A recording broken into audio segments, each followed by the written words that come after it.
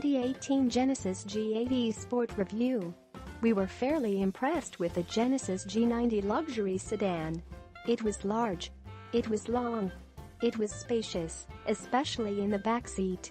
It had every bell and whistle you could want. But the most impressive attribute was that it was surprisingly quick.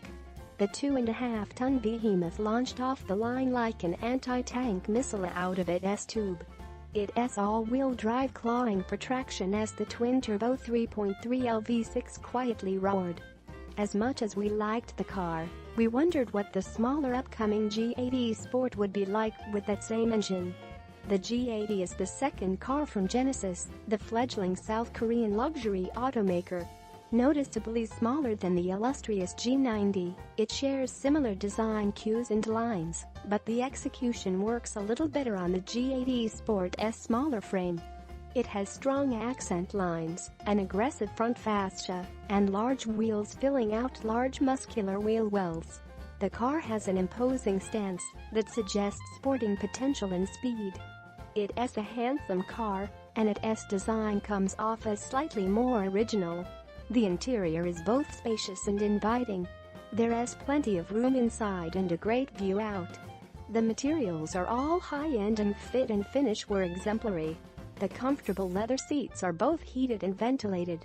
They rebolster just enough to keep you in place when driving enthusiastically, but are still easy to get into and out of.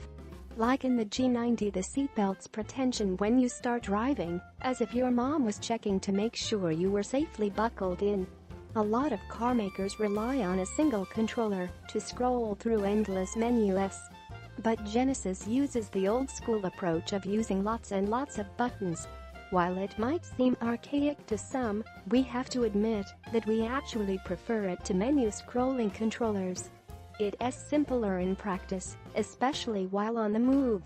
The stereo sounds incredible. We couldn't fault the sat-nav for anything. The maps were easy to read and helpful. The heads-up display on the driver's windshield means you rarely have to take your eyes off the road. The backseat, while lacking the superior legroom of the G90, is just as luxurious, with heated and ventilated leather seating and sunshade controls. The panoramic skylight brightens the interior space immensely and gives backseat passengers a nice view of the sky to complement the view out the side windows. It helps the backseat feel more open and less claustrophobic. The engine in our test car is the same 3.3L turbo V6 that we had in the G90. It makes 365 horsepower and 367 pounds-feet of torque. The torque comes on early and remains most of the way to redline. Impressive in the G90 odd, it's downright potent in the lighter, smaller G80 Sport odd. The car shoots to 60 miles per hour in around 4 seconds, and 100 miles per hour follows in only a few seconds after that. Rated at 16 miles per gallon in the city and 24 on the highway, we found ourselves averaging between 16 and 20 miles per gallon, but that was mostly due to our heavy right foot prodding the engine into action. Also available in the G80 Sport are a naturally aspirated 3.8L V6 and a 5.0L V8. All engine options are available with either auto or RWD.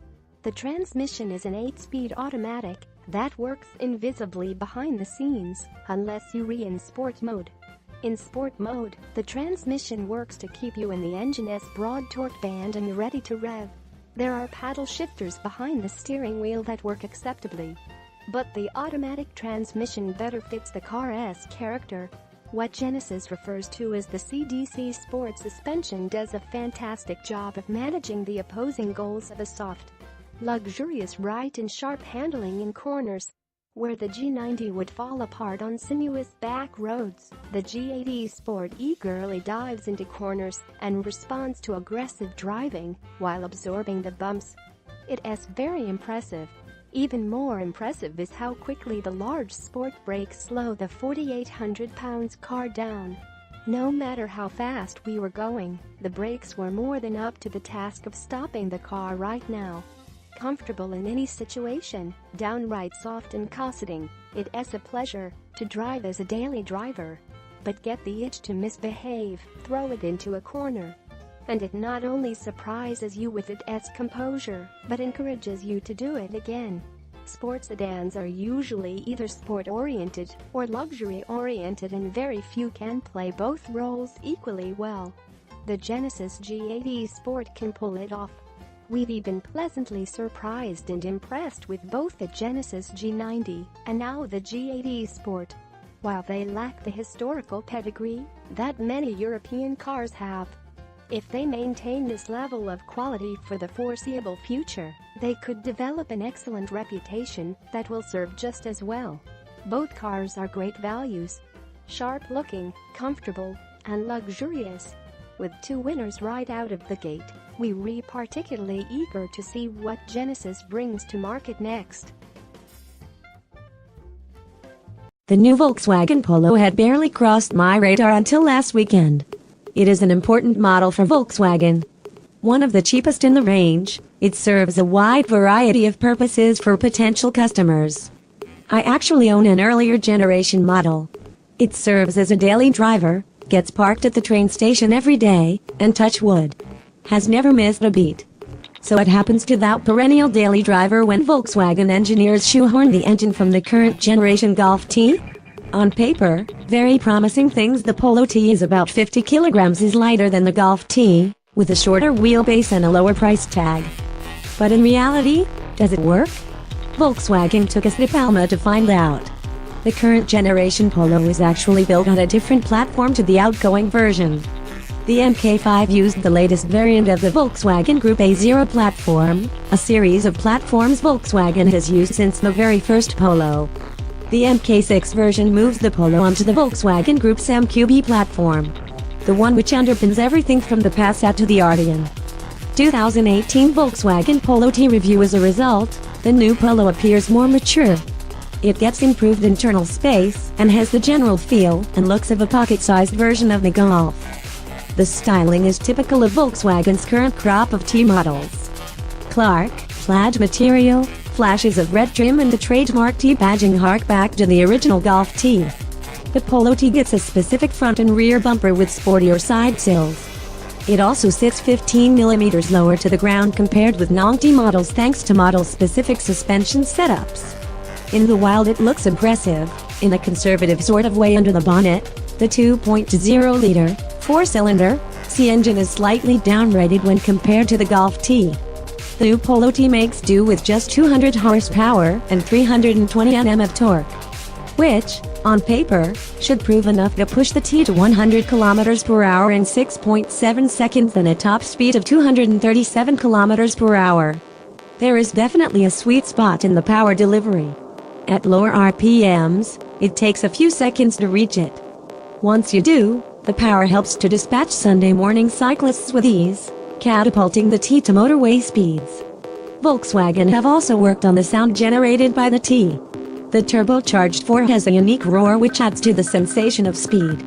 The Polo uses a 6-speed DSG gearbox as standard. Manual mode helps keep on top of the slight power lag. In terms of powertrain mappings, the Polo offers the option of Eco, Normal, Sport, and Individual modes. Sport mode holds the gears for longer than you might expect, occasionally leaving you to reach for the paddles to relieve the engine. Otherwise, the other two do what they say. A 6-speed manual gearbox will also be offered for purists. I suspect this will solve the issue described above. I, for one, would be tempted to tick that option box. Inexplicably, the Polo with DSG feels like it misses something. Of more importance as far as the Polo T is concerned though is the general feel of the drive. Nobody jumps into a Polo simply to marvel at the power delivery and achieve the fastest commute time. The MQB platform is notorious for its consistent feel across a variety of models. Coupled to the Polo T, the platform feels just as predictable. It isn't as exciting or edgy as its competitors. It's every bit as competent though. One positive that really shines through is the balance compared to previous generations. In 5-door guise, it is nicely weighted despite the obvious disadvantages associated with its front-wheel drive setup. 2018 Volkswagen Polo T Studio. The electronic differential lock plays its part in improving traction. Understeer is inevitable in any front-wheel drive hatchback. A combination of cold temperatures and damp tarmac exposed a slight tendency at the extreme edge of performance, to be expected. Otherwise, the Polo T performs admirably. In terms of interior materials, the Polo feels better than ever. Most of the important surfaces are now soft touch plastics lifted from the current generation Golf. It feels executive. As with any vehicle built to a price point, there are exceptions. The interior door panels and center tunnel both get the hard, scratchy plastics which have become the trademark of the Superman sector generally. It's the stuff that isn't plastic that really makes the difference though. You can see Volkswagen's clear efforts to attract a younger audience.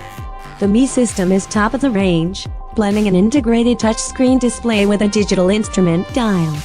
There is the option of wireless charging plus Apple and Android connectivity. Volkswagen's collaboration with Beats means there is an optional fashionable sound system. The Volkswagen Polo T also makes use of options usually reserved for the likes of the Golf, Passat and E-Ups of the Volkswagen range. Assistance systems such as blind spot monitor, automatic post-collision braking system, area monitoring systems. There are even park assist options, normally reserved for more expensive models. Alin, I really enjoyed my time with the Polo T. It has a certain charm that caters to more conservative tastes. It misses the scoops and slammed right of the Mini Cooper S, the aggressive and dynamic design of the Fiesta Street. But it adds technology, subtle sporting prowess and superb build quality. In doing so, it caters for a more mature audience. Is it enough to tempt me into replacing my Polo? It might just. Watch this space.